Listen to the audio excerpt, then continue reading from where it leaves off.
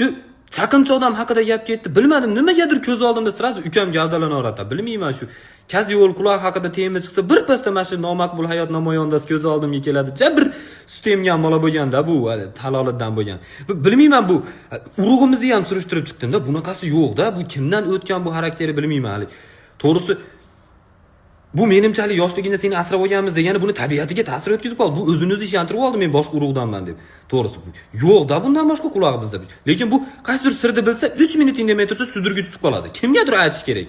Aytmasa bo'lmaydi. Dunyo yaxshi tarafga o'zgarib ketib qoladi. Shu eng qizig'i bu pora taklif qilishni ham biladi-da, korrupsioner. Bo'lajak kim bo'ladi bilmayman, lekin o'rgan olgan uni haligi. Doim qaysidir sirimni bilib olsa, nimadir yegiz kelib turgan bo'ladi. Shu grechkalik yogurt chiqqan ekan, yeyman shuni aka. Eng qizig'i haligini abersiz aytmasa ham yo'q. Oila davrasida yaxshi o'tirganda aytib ham qo'yaveradi, yeb turib ham. Haligi umuman notanish odam kelib 5 minut yaxshi gapirsa, unga ham aytib qo'yaveradi. Sirrazi настроениyani birga